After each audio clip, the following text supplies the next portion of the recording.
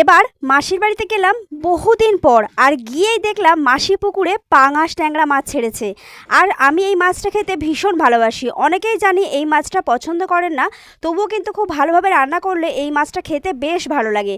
তো এখানে আমার মাসির ছেলে মানে মেজদা জাল ফেলেছিল, তো জালে এখানে দুটো পাঙাশ মাছ উঠেছে, তোমাদেরকে একটু দেখাই। মাছগুলো কিন্তু মোটামুটি 1.5 কেজির কাছাকাছি, দুটো মাছ এখানে 3 কেজি ওয়েটের। আর একদম টাটকা পুকুরের মাছ যেহেতু সেহেতু খেতে কিন্তু বেশি ভালো লাগবে। আর এই মাছের অবশ্যই কালিয়া করতে হয়, সেক্ষেত্রে খেতে বেশি ভালো লাগে। তো এখানে দাদা মাছগুলোকে ছাড়িয়ে দিচ্ছে। এরপর আমরা এই মাছগুলোকে কেটে তারপর বাড়িতে নিয়ে যাব, আর বাড়িতে গিয়ে এটাকে রান্না করব। তার ভিডিওটাও তোমাদের সঙ্গে শেয়ার করব যে এই মাছ কিভাবে আমি রান্না করি। আর এই মাছটা সত্যিই খেতে ভীষণই ভালো লাগে। আর দেখো একদম পুকুরে টাটকা লাফাচ্ছে, দেখে কিন্তু ভীষণই ভালো লাগছে। হাইজি মানে আমার মেজদার মেয়ে, ও কিন্তু ভীষণ এক্সাইটেড এই ফটো তোলা নিয়ে। ও বললো আমি এখানে দাঁড়াচ্ছি, পিসি তুমি ফটো তুলে নাও, চলো টাটা।